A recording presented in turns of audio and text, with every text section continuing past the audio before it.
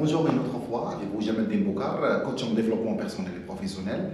Aujourd'hui, comme suite des vidéos précédentes sur le coaching, aujourd'hui on va traiter le coaching entre contenu et processus. Et c'est très important.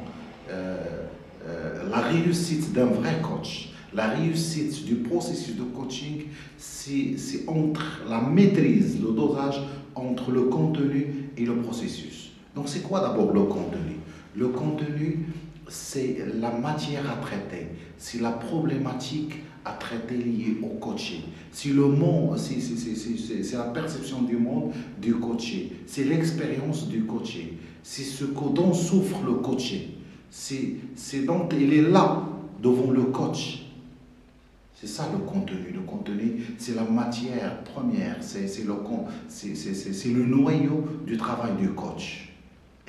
Et ce noyau-là, ce contenu-là, c'est ce potentiel qui est caché, c'est cette complication dont souffre le coaché qui fait que le contenu existe et il a besoin seulement d'être démystifié, d'être clarifié, d'être revalorisé pour que le coaché reprend sa santé psychologique et mentale et découvre tout ce qui est caché en lui. C'est ça le contenu.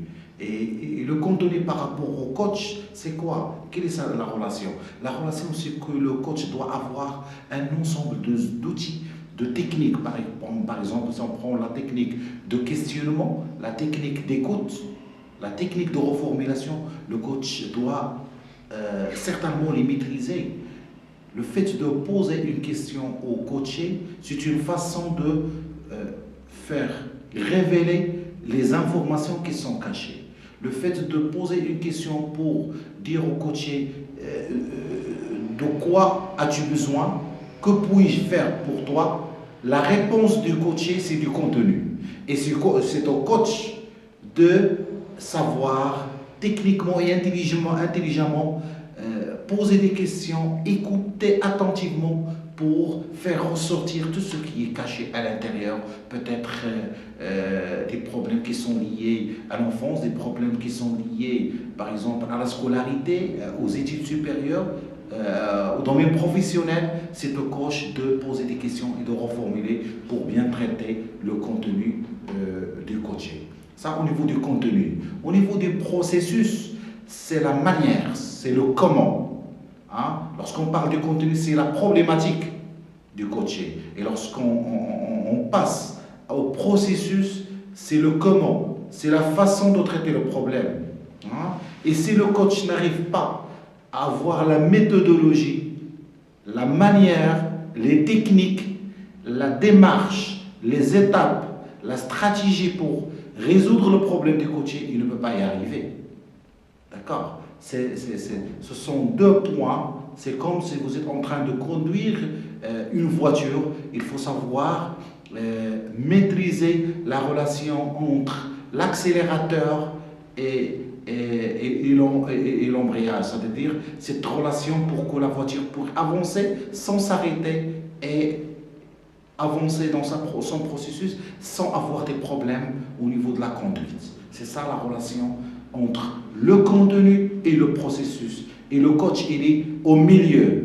Hein? Un excès de manipulation de contenu donne un grand problème au niveau du coaching. Donc il faut savoir entrer dans le monde du coaching sans exagérer. Ça d'une part. D'autre part, le fait de se focaliser, trop se focaliser sur le processus, sur la manière, peut-être c'est une façon de se déconnecter par rapport à la problématique du coaching. Donc, ce sont deux choses qu'il faut équilibrer. C'est comme les deux pédales de la bicyclette, le dosage entre le contenu et le processus contenu. Donc, modération au niveau du contenu, modération au niveau du processus, et le coach peut atteindre son objectif. Je dirais pas facilement, mais avec une certaine intelligence professionnelle. Donc je ne m'étale pas. Le coach entre le contenu et le processus, c'était le sujet de notre vidéo. J'espère que vous avez bien assimilé la relation entre les deux. Et je vous donne rendez-vous dans la prochaine vidéo, Inch'Allah. Je vous remercie.